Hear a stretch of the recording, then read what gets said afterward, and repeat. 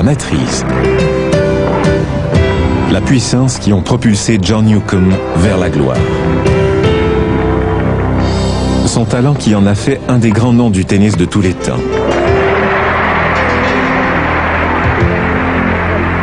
Nuke a tout remporté. L'Omnium d'Australie, le US Open, le championnat mondial et, bien sûr,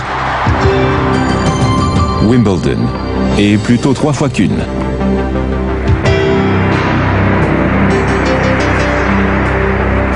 Aujourd'hui, il a troqué le court central pour le siège de commentateur, les raquettes pour les conseils. En jetant un coup d'œil aux photographies qui ornent son bureau, vous vous apercevez que Nuke a des amis haut placés, tant dans l'arrière-pays de l'Australie qu'au bureau ovale de la Maison-Blanche. Mais mis à part les présidents, un ami est toujours présent à son cœur. Et sa photo trône avec fierté sur son bureau. Un chien nommé Pancho. Un présent pour John et sa femme Angie, de la part du chef de leur ranch au Texas.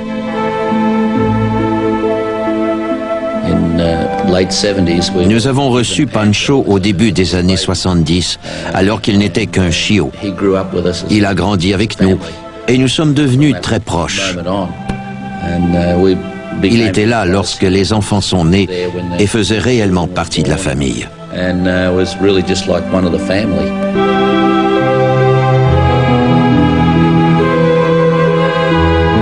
Parfois, ils étaient séparés pour 6 mois, mais Pancho attendait toujours son retour. Et lorsque le maître était sur le point de revenir, l'animal semblait deviner l'imminence de leur réunion. Mes partenaires au centre avaient l'habitude de me dire que Pancho avait un comportement incroyable. Une journée ou deux avant mon retour, il revenait près de la maison, alors que jusque-là, il restait près des gens qui s'occupaient de lui. À tout coup, il semblait avoir un 6e sens pour sentir notre retour.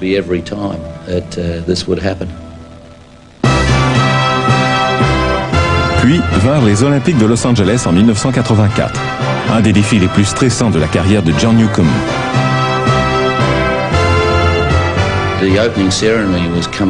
La cérémonie d'ouverture devait avoir lieu le samedi après-midi.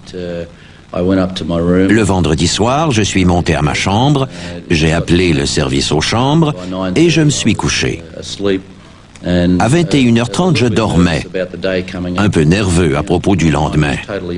Je devais en effet présider les cérémonies d'ouverture pour l'Australie. Pendant la nuit, j'ai rêvé que Pancho venait me voir, mais il n'avait pas de fourrure. Il m'a donné une tape sur l'épaule et est parti.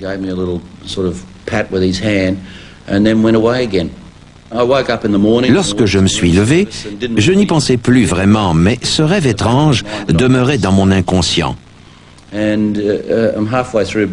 J'ai commandé et je mangeais mon petit déjeuner lorsque le téléphone a sonné. C'était Graham Mosley, un de mes partenaires au centre et concitoyen.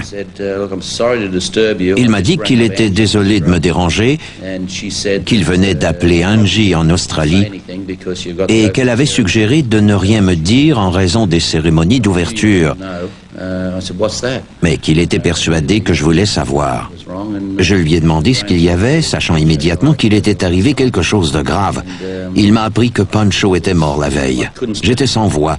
Je suis resté assis une bonne minute pendant que Graham me demandait sans cesse si j'étais encore en ligne. Je l'ai finalement remercié de m'avoir appris la nouvelle.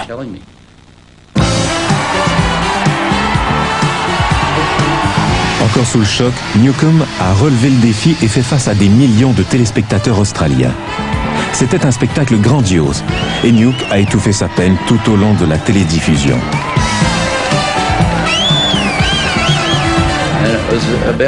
Environ 4 jours plus tard, je dînais avec un ami au restaurant et je lui racontais mon rêve.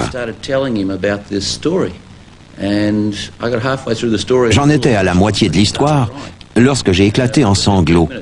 Ça m'a pris 15 minutes pour me ressaisir. Mais j'étais soulagé.